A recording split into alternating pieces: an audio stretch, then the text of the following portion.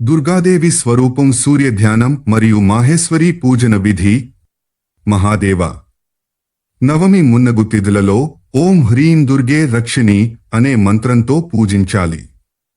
మార్గశిర తదియనాడు మొదలుపెట్టి క్రమగా ఈ నామాలతో రోజుకొక్క స్వరూపంతో అమ్మవారిని పూజించాలి.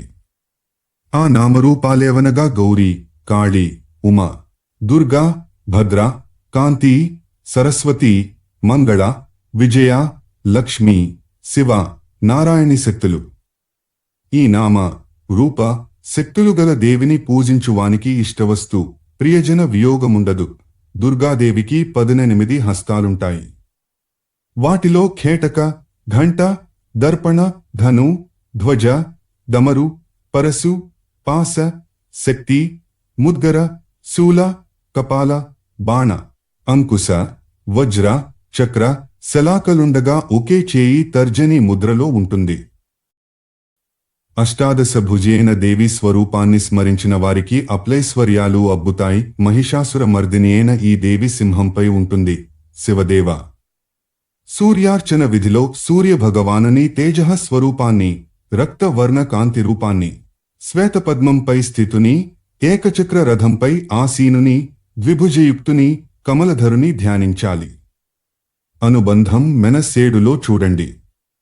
మాహేశ్వరి పూజను వర్ణిస్తాను వినండి. ముందుగా స్నానం, ఆచమనం నిర్వర్తించి ఆసనంపై కూర్చుని న్యాసం చేసి ఒక మండలంలో మహేశ్వరుని చిత్రించి పూజించాలి. ఈ హరపూజను వీలైనంత ఎక్కువగా హరుని పరివారమంతటితో సహా చేయాలి. ఓం హాం శివాసన దేవత ఆగచ్చత అనే మంత్రంతో ఆసన దేవతలందరినీ ఆవాహనం చేసి మండల ముఖ్యద్వారంలో స్నాన గంధాదులతో ఈ క్రింది మంత్రాల ద్వారా ఆయా మంత్రాధి దేవతలను పూజించాలి. ఓం గణపతయే నమః, ఓం హాం సరస్వత్యై నమః, ఓం హాం నందినే నమః, ఓం హాం మహాకాలాయ నమః, ఓం హాం గంగాయే నమః, ఓం హాం లక్ష్మే నమః. గరుడ పురాణము. ఓం హాం మహాకాలాయే నమః, ఓం హాం అస్త్రాయ నమః, ఓం హాం బ్రహ్మణే వాస్త్వధిపతయే నమః, ఓం హాం గురుభ్యో నమః.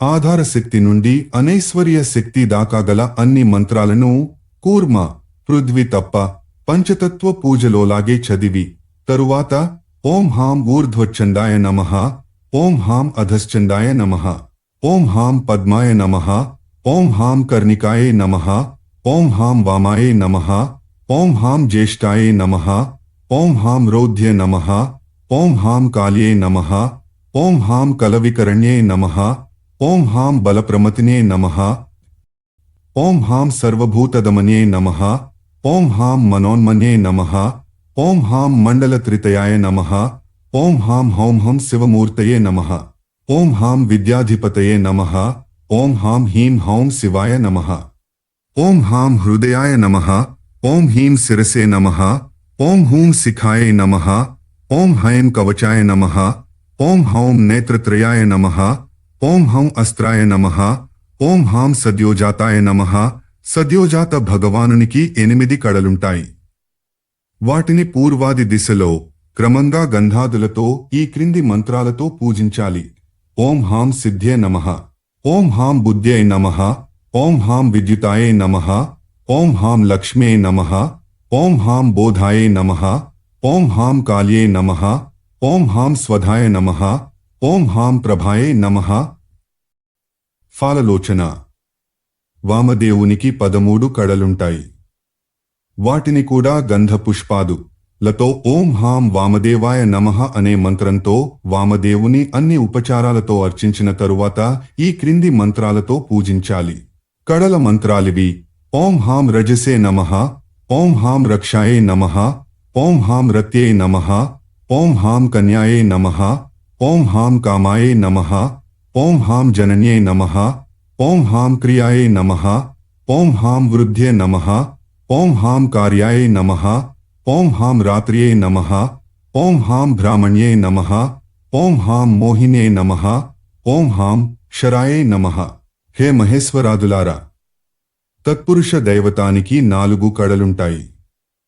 ముందు ఓం హాం తత్పురుషాయ నమః అనే మంత్రం ద్వారా ఆ దేవతను పూజించి ఆ తరువాత ఈ క్రింది మంత్రాల ద్వారా ఆ కడలనర్చించాలి. ఓం హాం నివృత్యై నమః, ఓం హాం ప్రతిష్ఠాయై నమః, ఓం హాం విద్యాయై నమః, ఓం హాం శాంత్యై నమః. పిమ్మట అఘోర భైరవ సంబంధీ కడలారింటిని ముందుగా ఓం హాం అఘోరాయ నమః అనే మంత్రంతో ఆయనను పూజించిన పిమ్మట ఈ క్రింది మంత్రాలతో పూజించాలి. ఓం హాం ఉమాయై నమః, ఓం హాం క్షమాయై నమః, ఓం హాం నిద్రాయై నమః, ఓం హాం వ్యాధ్యై నమః, ఓం హాం క్షుధాయై నమః, ఓం హాం తృష్ణాయై నమః.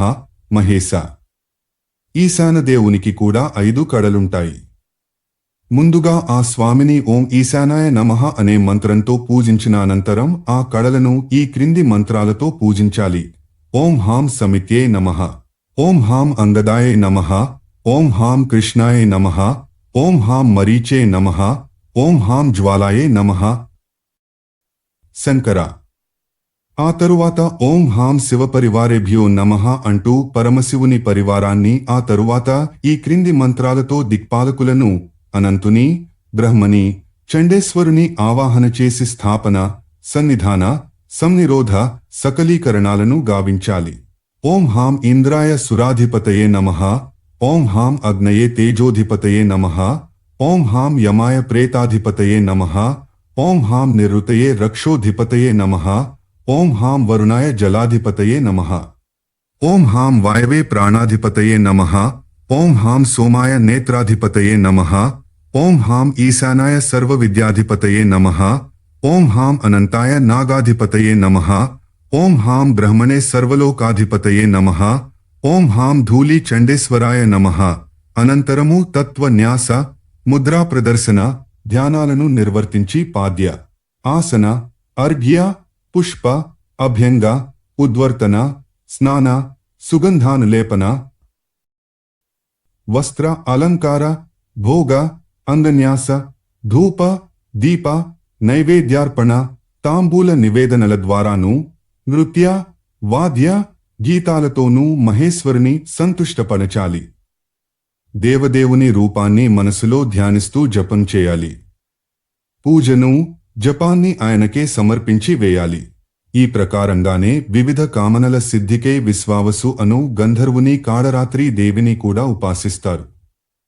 అధ్యాయాలు 38, 41. శివ పవిత్రారోపణ విధి. శివ పవిత్రారోపణ సర్వమంగళాలను నశింపజేస్తుంది. జందెపు దారములను విగ్రహానికి చుట్టడాన్నే పవిత్రారోపణమని అంటారు.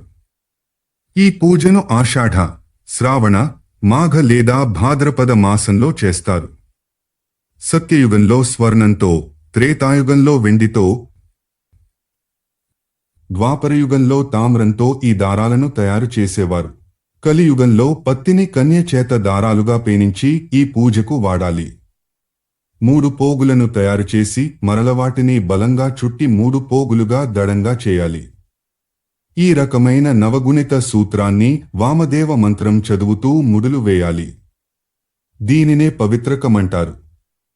తరువాత సద్యోజాత మంత్రం ద్వారా వాటిని కడిగి అఘోర మంత్రంతో తుడిచి, తత్పురుష మంత్రంతో చిక్కులు విడదీసి, ఈశాన మంత్రం చదువుతూ దానికి సుగంధిత ధూపాన్ని వేయాలి.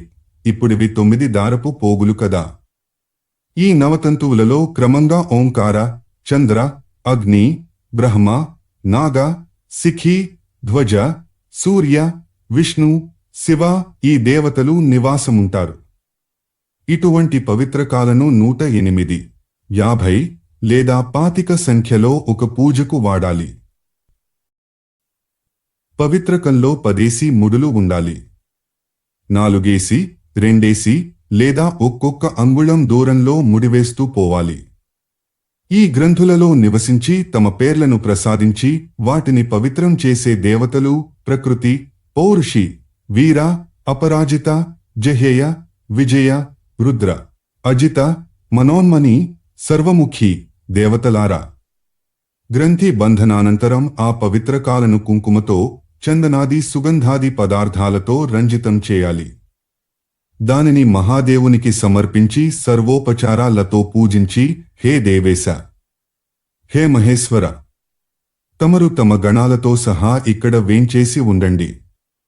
ప్రాతర్వేళనే మీకు మరొక పూజను సమర్పించుకుంటాను అని ఆహ్వానించాలి. ఆ రాత్రంతా నృత్య, గీత, వాద్యాలతో ఉత్సవాన్ని నడిపి జాగరం చేయాలి. తెల్లవారగానే ఆ పవిత్రకాలను మహేశ్వర సన్నిధిని స్థాపించి చతుర్దశి తిథి రాగానే స్నానం చేసి ముందుగా సూర్యుని, తరువాత శివుని పూజించాలి. తరువాత సాధకుడు ధ్యానంలోకి పోయి లలాటంలో విశ్వరూపుని చూసుకుని తన ఆత్మస్వరూపాన్ని పూజించుకోవాలి. అప్పుడు పవిత్రకాలను అస్త్రమంత్రాలతో కడిగి, హృదయ మంత్రంతో అర్చించి, సంహితా మంత్రాలతో ధూపం వేసి భగవంతునికి సమర్పించాలి. ఈ క్రింది మంత్రాల ద్వారా ఈ తత్వాలను ప్రార్థించాలి. ఓం హౌం హౌం శివతత్వాయ నమః. ఓం హీం హీంహ విద్యాతత్వాయ నమః. ఓం హాం హోంహ ఆత్మతత్వాయ నమః. ఓం హాం హీం హూం క్షాహ సర్వతత్వాయ నమః. పిమ్మట మహేశ్వరునికి విధిపూర్వకంగా పవిత్రకాన్ని సమర్పించి కాసేపుంచి దానిని తీసి కనులకద్దుకుని ప్రతిధరించాలి. అధ్యాయం 42. విష్ణు పవిత్రారోపణ విధి. భోగ, మోక్షాలు రెండింటినీ ప్రసాదిస్తూ విజయాన్ని కూడా కలిగించేది విష్ణు పవిత్రారోపణ. ఒకప్పుడు దానవులతో పోరాడి పరాజితులైన దేవతలు బ్రహ్మతో సహా వచ్చి విష్ణువును శరణు వేడగా ఆయన చెప్తున్నది విష్ణువే అయినా ఈ పురాణంలో నేను అనే పదాలను వాడకపోవడానికి కారణం సూతుడు సౌనకాదులకు వివరిస్తుండడం. సర్వనామాలు వాడితే అర్థం బోధపడకపోవచ్చు అను వారి కడగండ్లను చూసి విని కరిగిపోయి తన మెడలోని హారాన్ని, పవిత్రేను పేరుగల గ్రీవాభరణాన్ని, ఒక ధ్వజాన్ని వారికి ప్రసాదించి దానిని చూస్తూనే దానవులు ధైర్యాన్ని కోల్పోవాలని దీవించాడు. ఆ తరువాత దేవతలు ఘన విజయాన్ని సాధించారు. అప్పటినుండి ఈ పవిత్రకాలను అందరూ పూస్తున్నారు. సదాశివ. పాడ్యమి నుండి పున్నమ దాకా ఒక్కొక్క తిథి ఒక్కొక్క దేవత పూజకు నిర్దేశింపబడింది. ఆయా దేవతలకు ఆయా తిథులలో పవిత్రారోపణ పూజను గావింపవలసి ఉంటుంది. విష్ణువుకు ద్వాదశి నాడు చేయాలి. వ్యతిపాతయోగ, ఉత్తరాయణ, దక్షిణాయన, చంద్ర సూర్యగ్రహణ, వివాహ, వృద్ధి కార్య, గురుజన ఆగమన సందర్భాలలో కూడా ఈ పూజను చేయవచ్చును. బ్రాహ్మణులకు పట్టుదారాలను, పత్తిని, లతలను, క్షత్రియులకు పట్టును, వైశ్యులకు క్షేమ భోజపత్రదారాలను పవిత్రక నిర్మాణాలకై ఋషులు నిర్దేశించారు. పత్తి లేదా కమల నిర్మిత పవిత్రకాన్ని అన్ని వర్ణాల వారు వాడవచ్చును. ఈ పవిత్రక నవతంతువులలో ఓంకార, శివ, చంద్ర, అగ్ని, బ్రహ్మ, శేష, సూర్య, గణేశ, విష్ణు దేవతలుంటారు. బ్రహ్మ, విష్ణు, మహేశ్వరులు ఈ పవిత్రకంలోని 3 సూత్రాలకు అధిష్టాన దేవతలు. ఈ సూత్రాలను బంగారం, వెండి, రాగి, వెదురు లేదా మట్టి పాత్రలలో ఉంచాలి. 108, 51 లేదా 27 తంతువులతో పవిత్రకాన్ని నిర్మించవచ్చు. ఉపవాసం చేసి ఈ సూత్రాలను కుంకుమ, పసుపు, చందనాలతో చర్చితం చేసి అధివసితం గావించాలి. ప్రతి పవిత్రకాన్ని వేరు వేరుగా అభిమంత్రితం చేసి పూజించాలి. తరువాత అప్పటికే మండలంలో స్థాపించి ఉంచిన దేవ ప్రతిమకెదురుగా పవిత్రకాన్ని పెట్టాలి. బ్రహ్మాది అన్య దేవతలను కూడా మండలంలో స్థాపించి పూజించాలి. సూత్రాలను సిద్ధం చేసుకుని 3 నుండి 9 మార్లు వాటిని తిప్పివేది చుట్టూ కట్టాలి. తరువాత కలశ, నెయ్యి, అగ్నికుండం, విమానం, మండపం, గృహాలను సూత్రాలతో కట్టి తనను కూడా సూత్రంతో నుదుట చుట్టుకుని ఒక పవిత్రకాన్ని దేవత మస్తకంపై ఉంచాలి. సంపూర్ణ సామగ్రిని విష్ణుదేవునికి నివేదించి పూజించి ఈ మంత్రాన్ని పఠించాలి. ఆవాహితో 2 దేవేశ పూజార్థం పరమేశ్వర తత్ప్రభాతేర్చయిష్యామి సామగ్ర్యాః సన్నిధోభవ. ఆచార 43:28-29. ఇలా ప్రాతకాలమే నీకు పూజ చేస్తాను స్వామి అన్ని విన్నపం చేసి ఆ రాత్రంతా జాగరం చేసి తెల్లారగానే కేశవస్వామిని పూజించి పవిత్రకాలను ఆయన కర్పించాలి. తరువాత స్వామికి పవిత్రకాలకు సుగంధిత ఆహ్లాదక ధూపాన్ని వేసి మంత్రాన్ని చదవాలి. ఇలాటప్పుడే 4 పాదాల గాయత్రిని పఠిస్తారు. అనంతరం పవిత్రకాలతో దేవుని పూజించి వాటిని ఆయన ఎదుట పెట్టి ఇలా ప్రార్థించాలి. విశుద్ధ గ్రంథికం రమ్యం మహాపాతక నాశనం సర్వపాపక్షయం దేవతవాగ్రే ధారయామ్యహం. ఆచార 43:33. తరువాత ఈ మంత్రం చదువుతూ సాధకుడు పవిత్రకాన్ని ధరించాలి.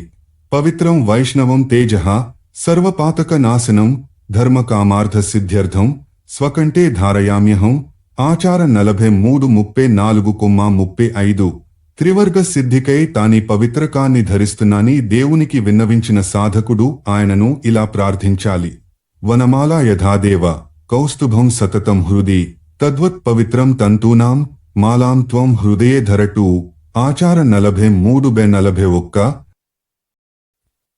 అనంతరం బ్రాహ్మణులకు భోజనాలు పెట్టి దక్షిణలిచ్చి సాయంకాలంగాని మరునాడుగాని మరల ఇలాగే పూజనొనర్చి ఈ క్రింది మంత్రాన్ని చదువుతూ దీక్షను విరమించాలి. సంవత్సరీ మిమాం పూజాం సంపాద్య విధివన్మయ ప్రజపవిత్రకే దానీం విష్ణులోకం విసర్జితః. ఆచార 43:43 తన వల్ల విసర్జింపబడుతున్న పవిత్రకం తనకన్న ముందే విష్ణులోకం చేరాలని సాధకుని ఉద్దేశ్యం. అధ్యాయం 43 బ్రహ్మమూర్తి ధ్యాన నిరూపణం. పవిత్రకంతో భగవానుని పూజించి ఆపై శాస్త్రోక్తంగా బ్రహ్మను ధ్యానించిన సాధకుడు హరి సమానుడవుతాడు. అంటే నా స్వరూపమే వానికి వస్తుంది. మాయాజాలాన్ని ముక్కలు చేసే బ్రహ్మధ్యానాన్ని వినిపిస్తాను. ప్రాజ్ఞుడనగా విశేష సాధకుడు తన వాణిని మనసుని అదుపులో పెట్టుకుని తన ఆత్మలో జ్ఞాన స్వరూపుడైన బ్రహ్మ కోసం యజ్ఞం చేయాలి. జీవబ్రహ్మల అభేద దర్శనాన్ని వాంఛించి దానికోసం తపము చేసి మహద్ బ్రహ్మజ్ఞాన భావనను కొంతకాలం పాటు భావించాలి. బ్రహ్మధ్యానమే సమాధి. అహం బ్రహ్మాస్మి అనే స్థాయికి చేరుకోవడం సమాధి ద్వారానే సాధ్యం. తనకంటే భిన్నుడు కాని బ్రహ్మను తురీయ రూపుడని కూటస్థ నిరంజన పరబ్రహ్మేని వేదాలు వర్ణించాయి. ఈ స్థితిని చేరుకోగలిగిన సాధకుడు దేహ, ఇంద్రియ, మనోబుద్ధ్యహంకారాలు, పంచమహాభూతాలు, పంచతన్మాత్రలు, గంధ, రస, రూప, స్పర్శ, శబ్దాలు, వివిధ గుణ, జన్మ, భోజన సేనాది భోగాలు వీటన్నిటికీ అతీతుడవుతాడు. మానవుడు తన శరీరాన్ని రథంగానూ ఆత్మను రతిగానూ ఊహించుకోవాలి. బుద్ధి సారథి, మనస్సు త్రాడు, ఇంద్రియాలు గుగ్గాలు. ఇంద్రియాలు, మనసు, ఆత్మలను కలిపి భోక్త అనే మాటతో గుర్తించారు మనీషులు. ఇంద్రియాలను జ్ఞాన సహాయంతో అదుపులో పెట్టుకునేవారే పరమపదాన్ని చేరుకోగలరు. స్వర్ధుని, అజ్ఞాన ప్రవాహం నిదాటి విష్ణువు లేదా పరబ్రహ్మనందుకోగలరు. అహింసాది ధర్మాలు, యమశౌచాది కర్మ నియమాలు ఈ పరమ యోగ సాధనానికి సోపానాలు. పద్మాసనం వేసుకుని కూర్చోవాలి. ప్రాణాయామం చేయాలి. ప్రాణ, అపానాది వాయువులపై విజయాన్ని పొందడమే ప్రాణాయామమనబడుతుంది. ధారణ చేయాలి. మనస్సును నియంత్రితం చేసుకోవడమే ధారణమనబడుతుంది. సమాధిగతులు కావాలి. మనస్సును బ్రహ్మపై లగ్నం చేయడమే కాక ఆయనలో కేంద్రీకృతం చేయాలి. ఇది సమాధి అనబడుతుంది. ఈ సమాధి కుదరకపోతే బ్రహ్మమూర్తి ఆకారం ని ఈ రకంగా ఊహించుకుని ప్రార్థించాలి. హృదయకమల కర్ణికా మధ్యంలో వెలిగేవాడు. శంఖ, చక్ర, గదా, పద్మములచే సుశోభితుడు, శ్రీవత్స చిహ్నుడు, కౌస్తుభ, వనమాల, లక్ష్మి, కళ లచే అలంకృతుడు, నిత్యశుద్ధుడు, ఐశ్వర్య సంపన్నుడు, సత్య, పరమానంద స్వరూపుడు, ఆత్మ, జ్యోతి స్వరూపుడు, 24 విభిన్న ఆకారాలలో అవతరించినవాడు, శాలగ్రామాలలో ద్వారకా శిలలలో నివసించేవాడు, పరమేశ్వరుడు అయిన పరమాత్మయే ధ్యాన యోగ్యుడు. బ్రహ్మ నేను బ్రహ్మనే, అహం బ్రహ్మాస్మి. ఈ రకంగా సర్వేమ నియమాలను పాటిస్తూ ఏకాగ్రచిత్తంతో యోగ సాధనతో ధ్యానం చేసి పరమాత్మను తనలోనే చూడగలిగేవాడు కోరుకుంటే ఏదైనా దొరుకుతుంది. అతడు వైమానిక దేవుడైపోతాడు. నిష్కాముడై ఈ బ్రహ్మమూర్తిని ధ్యానిస్తూ ముక్తి నొందుతాడు. అధ్యాయం 44 వివిధ శాలగ్రామ శిలల లక్షణాలు. కైలాసవాస. ఇప్పుడు శాలగ్రామ లక్షణాలను వినండి. శాలగ్రామ శిలలను స్పృశించి నంత మాత్రముననే కోటి జన్మల పాపాలు కడుక్కుపోతాయి. కేశవ, నారాయణ, గోవింద, మధుసూదనాది పేర్లు గల విభిన్న శాలగ్రామాలుంటాయి. ఇవి శంఖచక్రాది చిహ్నాలతో సుశోభితాలై ఉంటాయి. ఇలా కేశవ శాలగ్రామానికి శంఖ, చక్ర, కౌమోదకి, విష్ణుగద, పద్మాలుంటాయి. ఇవే చిహ్నాలు వేర్వేరు క్రమాల్లో ఇతర శాలగ్రామాలకుంటాయి. అవి ఒక వరుసలో ఇలా ఉంటాయి: పద్మ, గద, చక్ర, శంఖ, నారాయణ, చక్ర, శంఖ, పద్మ, గద, మాధవ, గద, పద్మ, శంఖ, చక్ర, గోవింద, పద్మ, శంఖ చక్ర గద విష్ణు శంఖ పద్మ గద చక్ర మధుసూదన గద శంఖ చక్ర పద్మ త్రివిక్రమ చక్ర గద పద్మ శంఖ వామన చక్ర పద్మ శంఖ గద శ్రీధర పద్మ గద శంఖ చక్ర హృషికేశ పద్మ చక్ర గద శంఖ పద్మనాభ శంఖ చక్ర గద పద్మ దామోదర చక్ర శంఖ గద పద్మ వాసుదేవ శంఖ పద్మ చక్ర గద సంకర్షణ శంఖ గద పద్మ చక్ర ప్రద్యుమ్న గద శంఖ పద్మ చక్ర అనిరుద్ధ పద్మ శంఖ గద చక్ర పురుషోత్తమ గద శంఖ చక్ర పద్మ అధోక్షజ పద్మ గద శంఖ చక్ర నృసింహ పద్మ శంఖ చక్ర గద అచ్యుత శంఖ చక్ర పద్మ గద జనార్దన గద చక్ర పద్మ శంఖ ఉపేంద్ర చక్ర పద్మ గద శంఖ హరి గద పద్మ చక్ర శంఖ శ్రీకృష్ణ. ద్వారంపై శ్వేతవర్ణంలో 2 చక్రాలు ధరించి ఉన్న వాసుదేవ భగవానుని శాలగ్రామాలు కూడా ఉంటాయి. అలాగే రక్తవర్ణం 2 చక్రాలు, తూర్పు భాగంలోనొక పద్మచిహ్నము గల సంకర్షణ నామకమైన శాలగ్రామశిల ఉంది. పీతవర్ణంలో ప్రద్యుమ్నునికి ఛిద్రశిలలలో అనిరుద్ధునికి శాలగ్రామాలున్నవి. ద్వారముఖంపై నీలవర్ణంలో 3 రేఖలు, శేషభాగమంతా శ్యామలవర్ణంలో కల్పింపబడిన నారాయణ శిలలున్నాయి. మరికొన్ని లక్షణాలతో ఇతర దేవతల శాలగ్రామాల వివరాలు ఈ దిగువనీయబడుతున్నాయి. మధ్యల్లో గదవంటి రేఖ, విస్తృత వక్షస్థలం, యథాస్థానంలో నాభిచక్రం, నృసింహ, పైవాటితో బాటు 3 లేదా 5 బిందువులు, కపిల, విషమ పరిణామాల 2 చక్రాలు, శక్తి చిహ్నం, వారాహ, నీలవర్ణం, 3 రేఖలు, స్థూలము, బిందుయుక్తము, కూర్మమూర్తి, పై లక్షణాలతో గుండ్రంగా ఉండి వెనుక భాగంలో వంపు, కృష్ణ, 5 రేఖలు, శ్రీధర, అదనంగా గద, వనమాలి, గోళాకారం, తక్కువ పరిమాణం, వామన, ఎడమ భాగంలో చక్రం, సురేశ్వర, రకరకాల రంగులు, బహురూపాలు, పడగల ముద్రలు, అనంతక. స్థూలం, నీలవర్ణం, మధ్యలో కూడా నీలవర్ణంలోనే చక్రం, దామోదర, సంకుచిత ద్వారం, రక్తవర్ణం, పొడవైన రేఖలు, ఛిద్రాలు, చక్రం, కమలం, విశాలం, బ్రహ్మశిల, విస్తృత ఛిద్రాలు, చిన్న చక్రం, కృష్ణశిల, బిల్వాకార శిల, విష్ణుశిల, అంకుశం, ఆకారం, 5 రేఖలు, కౌస్తుభ చిహ్నం, హయగ్రీవశిల.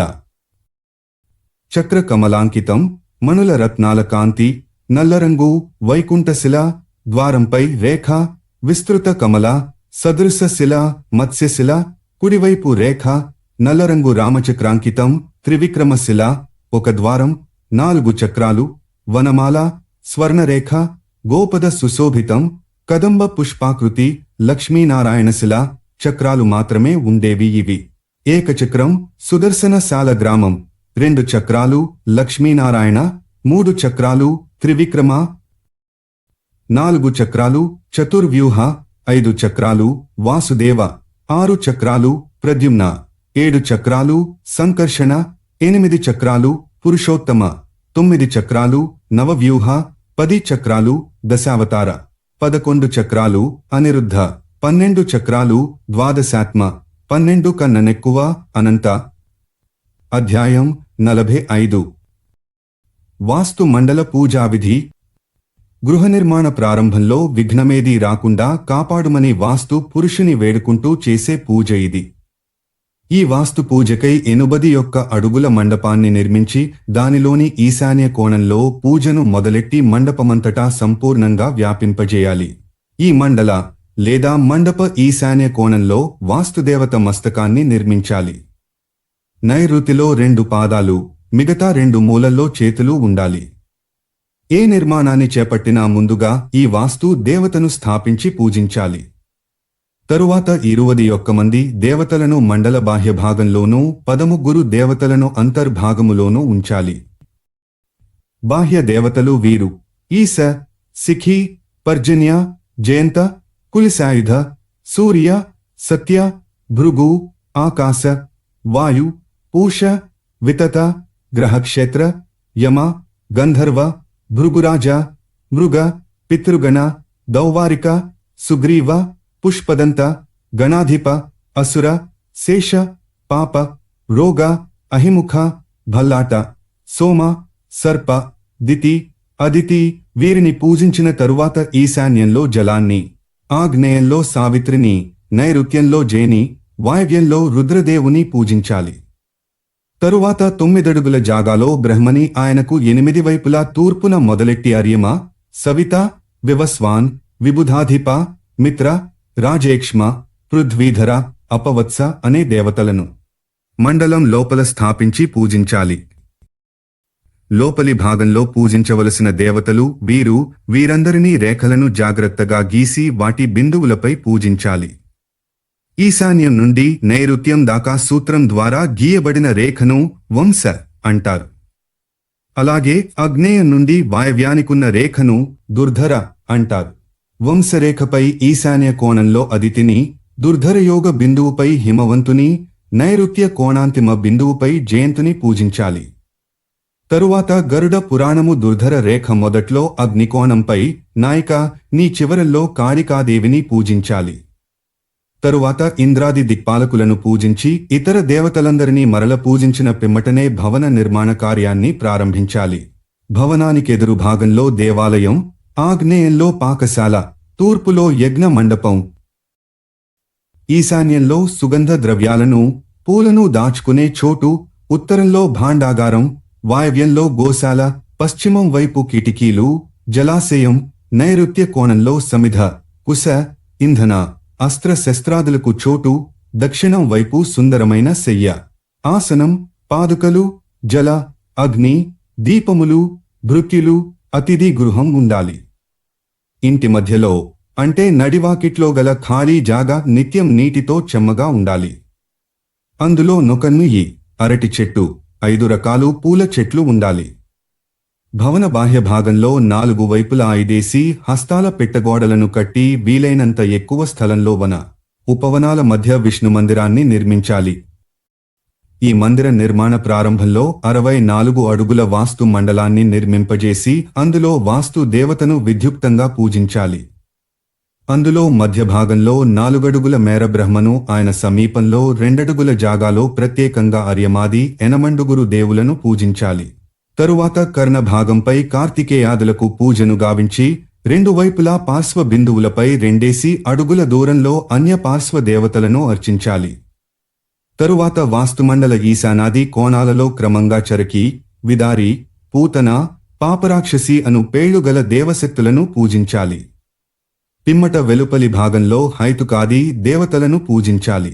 హేతుక, త్రిపురాంతక, అగ్ని, వైతాళ, యమ, అగ్నిజిహ్వ, కాలక, కరాల, ఏకపాదులను దేవతలనే హైతుకాది దేవతలంటారు. ఆపై ఈశాన కోణంలో భీమరూప, పాతాళం వైపు ప్రేతనాయక, ఆకాశం వైపు గంధమాలి, ఆపై క్షేత్రపాల దేవతలకు పూజ చేయాలి. పొడవును వెడల్పు చేత భాగిస్తే వచ్చే సంఖ్యని వాస్తురాశి అంటారు. 8 చేత వాస్తురాశిని భాగిస్తే వచ్చేది ఆయ. 8తో దీన్ని గుణించి 7తో భాగిస్తే వచ్చేది వృక్షభాగం. దీనిని 4 చేత గుణించి 9తో భాగిస్తే మిగిలేది వ్యయం. దీనిని 8తో గుణిస్తే వచ్చేదాన్ని పిండ అంటారు. దాన్ని 60 చేత భాగిస్తే జీవ మిగులుతుంది. శేషాన్ని మరణమంటారు. వాస్తు మండల మధ్యంలోనే ఇల్లు కట్టాలి. దాని వెనుక భాగంలో కట్టకూడదు. మండలానికి ఎడమవైపు కూడా కట్టరాదు. అక్కడ వాస్తుదేవతలు నిద్రిస్తారు. సింహ, కన్య లేదా తులారాశిలో పుట్టినవారు గృహద్వారాన్ని ఉత్తరంలో పెట్టించుకోవాలి. ఇతర రాశులవారు ఇతర దిక్కులలో పెట్టించుకోవచ్చు. ఎందుకంటే భాద్రపద, అశ్వయుజ, కార్తీక మాసాలలో తూర్పు దిక్కున మస్తకాన్ని, ఉత్తరంలో తోకని, దక్షిణ దిశలో క్రోడాన్ని, పశ్చిమంలో చరణాలని విస్తరింపజేసుకుని వాస్తునాగాలు శయనిస్తాయి. కాబట్టి ఉత్తర దిశలో ద్వారం ఈ కాలంలో ప్రశస్తం. వృశ్చిక, ధను, మకర రాశుల వారు అనగా మార్గశిర, పుష్య, మాఘ మాసాలలో ఈ నాగముల పృష్ఠభాగం తూర్పు దిక్కులో ఉంటుంది. కాబట్టి ఆ దిక్కులో ద్వారం పెట్టుకోవాలి. కుంభ, మీన, మేష రాసుల్లో అనగా ఫాల్గుణ, చైత్ర, వైశాఖ మాసాల్లో వాస్తు నాగములు మస్తకం పశ్చిమంలోనూ, పృష్ఠం దక్షిణంలోనూ, చరణాలు ఉత్తర పూర్వాలలోనూ ఉంటాయి కాబట్టి ఆయా రాశులలో జన్మించిన వారు దక్షిణ దిశలో ద్వారాన్ని పెట్టుకోవాలి. అలాగే వృషభ, మిథున, కర్కాటక రాశుల వారు జ్యేష్ఠ, ఆషాఢ, శ్రావణ మాసాల్లో వాస్తు నాగశిరము ఉత్తరంలోనూ, పృష్ఠం పశ్చిమంలోనూ ఉంటాయి కాబట్టి పశ్చిమ దిశలో ద్వారమును పెట్టుకోవడం శ్రేయస్కరం. భవనం పూర్తయినాక ఏ దిక్కున ఏ చెట్టు ఉండాలో కూడా వాస్తు శాస్త్రం నిర్దేశించింది. తూర్పు పీపల, దక్షిణ పాకడ, పశ్చిమ బరగద, ఉత్తర గూలర, ఈశాన్య సేమలక. ఈ వృక్షాలు శుభప్రదాలని శాస్త్రం చెప్పింది. అధ్యాయం 46. వృక్షో రక్షతి రక్షితః. ప్రాసాద లక్షణాలు. దేవాలయ నిర్మాణానికి ముందు వాస్తువిధిని పర్యవేక్షణలో 64 అడుగుల పొడవు, అంతే వెడల్పు గల ఒక చతుష్కోణ భూఖండాన్ని తయారు చేయాలి. దానిలో 48 అడుగుల మేరను పిట్టగోడలను కట్టి ఉంచాలి. నలుదిక్కులలోనూ మొత్తం 12 ద్వారాలనేర్పాటు చేయాలి. మనిషికిలాగే దేవాలయానికి జంఘ ఉంటుంది. ఇది మనిషి తొడకి 2.5 రెట్ల పరిమాణంలో ఉంటుంది. దీనిపైనే గర్భగుడి నిర్మింపబడుతుంది. దీనిని నిర్మించి 3 లేదా 5 భాగాలు చేయాలి. జంఘపై నిర్మింపబడు గర్భగుడి భాగ విస్తార పరిమాపము అనగా కట్టడమును శుక్రామ్రి అంటారు. దీని ద్వారపు ఎత్తు శిఖరపు ఎత్తులో సగముండాలి. 4 శిఖరాలను తయారు చేసి వాటిలో 3వ భాగపు కొలతలో వేదిబంధనం చేయాలి. 4వ భాగంలో మరల ప్రాసాదం కంఠ భాగాన్ని నిర్మించాలి.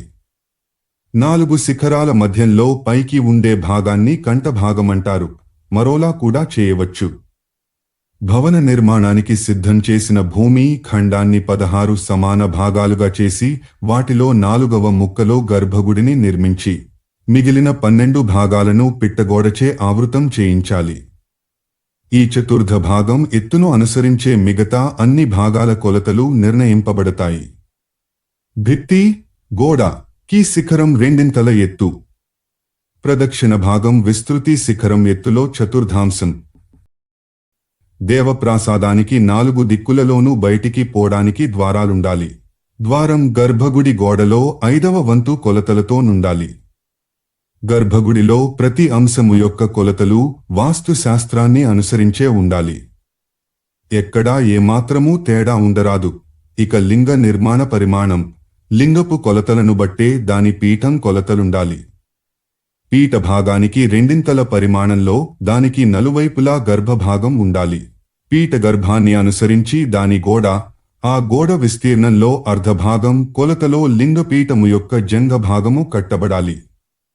దానికి 2 ఎత్తు శిఖరానికుండాలి. ద్వారాలు 4 హస్తాల 6 అడుగుల పొడవుండాలి. ఇదే వాస్తు చెప్పే అష్టభాగం. ద్వారంలాగే పీఠ మధ్య భాగం కూడా ఛిద్రయుక్తంగానే ఉండాలి. పాదిక, శేషిక, భిత్తి, ద్వార పరిమాణాలను అనుసరించియే అర్ధ పరిమాణ దూరాల్లో అన్నిటినీ నిర్మించాలి. ఆ గర్భ భాగ విస్తృతికి సమానంగా మండప జంఘా భాగాన్ని నిర్మించి దానికి 2 పరిమాణంలో ఉన్నత శిఖర భాగాన్ని కట్టాలి. శుక్రాంధ్ర భాగాన్ని ఇదివరకటిలాగే కట్టి పై ద్వారాన్ని ఎత్తులోనే ఉంచాలి. ప్రాసాదానికి 4 వైపులా 1 అడుగు పరిమాణంలో పునాదిని నిర్మించి ఉంచాలి. దీనిని నేమి అని కూడా అంటారు. గర్భగుడికి ఈ నేమి 2 ప్రహరీ గోడకి 2 ఎత్తులో శిఖరముండాలి. లక్షణాలను బట్టి ప్రాసాదాలనేక ప్రకారాలుగా ఉంటాయి. ఇలా వైరాజ, పుష్పక, కైలాస, మాలిక, మాణిక, త్రివిష్టప. ఇవి క్రమంగా చతురస్ర, ఆయత, వృత్త, వృత్తాయత, అష్టకోణాకారాలలో ఉంటాయి. వైరాజ నామక ప్రాసాదంలో మరల 9 ప్రకారాల చౌకోర ప్రాసాదాలు నిర్మింపబడుతున్నాయి. అవి మేరు, మందర, విమాన, భద్రక, సర్వతోభద్ర, రూచక, నందన, నందివర్ధన, శ్రీవత్సములు. పుష్పక నామక ప్రాసాద నిర్మాణ కళలో ఈ క్రింది 9 రకాలున్నాయి. వలభి, గృహరాజ, సాలగృహ, మందిర, విమాన, బ్రహ్మమందిర, భవన, ఉత్తంధ, శివికావేశం, కైలాస ప్రాసాద నిర్మాణ కడ నుండి వలయ, దుందుభి, పద్మ, మహాపద్మ, ముకులి, ఉష్ణశి, శంఖ, కలస, గువావృక్ష మున్నగు ప్రకారాలుద్భవించాయి.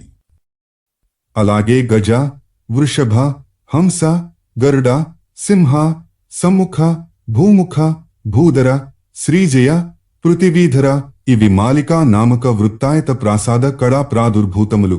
అలాగే త్రివిష్టప శిల్పకడ నుండి వజ్ర, చక్ర, ముష్టికవభ్రు, వక్రస్వస్తిక, ఖడ్గ, గదా, శ్రీవృక్ష, విజయ, శ్వేత ప్రకారాల ప్రాసాదాలు నిర్మింపబడుతున్నాయి.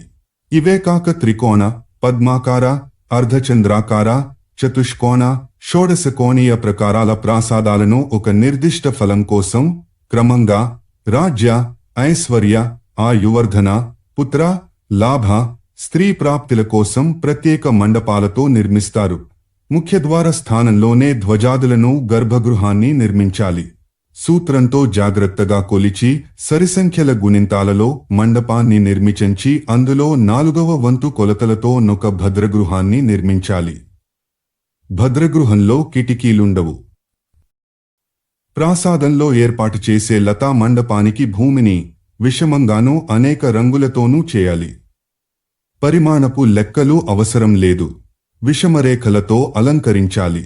ప్రాసాదము యొక్క ఆధారభూమి 4 దిక్కులలో 4 ద్వారాలతో 4 మండపాలతో సుశోభితమై ఉండాలి. 100 శృంగాల, బురుజు స్తంభాల తో ఉండే ప్రాసాదాన్ని మేరు ప్రాసాదమంటారు. ఇది ఉత్తమం.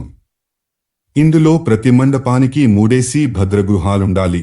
ఇవే కాక ఎన్నో రకాల దేవ ప్రాసాదాలున్నాయి. స్వయంభూదేవతల కోసం నిర్మించే ప్రాసాదాలకు పెద్దగా నియమాలుండవు. చతురస్ర ఆలయాలలో చంద్రసాలయుక్తాలైన అరుగులుండాలి. వాటికెదురుగా ఆయా దేవతల వాహనాలకై లఘు మండపాలను నిర్మించాలి. దేవ ప్రాసాదాలలో ద్వారానికి దగ్గరగా నాట్యశాల ఉండాలి. ద్వారపాలుర విగ్రహాలు శాస్త్రోక్తంగా నిర్మింపబడాలి. ఆలయానికి దగ్గర్లోనే అందులోనే పనిచేసేవారికి ఇళ్లు కట్టించాలి. మన దేవాలయాలు కడలకు కాణాచులు. నాట్యం, సంగీతం నిరంతరం పిల్లలకు చెప్పబడుతూ ఉండాలి. సంస్కృత వ్యాకరణం, ఇతర భాషల వ్యాకరణాలు కూడా గురువులు అక్కడ ఉచితంగా బోధించి దైవానికి ఆత్మబంధువులుగా ఎదగాలి. విద్యాలయాలలో జీతం పుచ్చుకుని పనిచేయడం విద్యాదానం కాదు. కోవెలలో కోటి విద్యలను కాకున్నా తమకి వచ్చిన కొన్ని విద్యలను విద్యార్హులైన విద్యార్థులకు నేర్పడం ద్వారా గురువులు, టీచర్లు, లెక్చరర్లు, ప్రొఫెసర్లు సార్థక జన్ములవుతారు. దేవాలయాన్ని నిర్మించినప్పుడే విద్యాలయానికి అవసరమైన స్థలాన్ని కేటాయించి ఆ వాతావరణాన్ని కల్పిస్తుంది హిందూ మతం. అధ్యాయం 47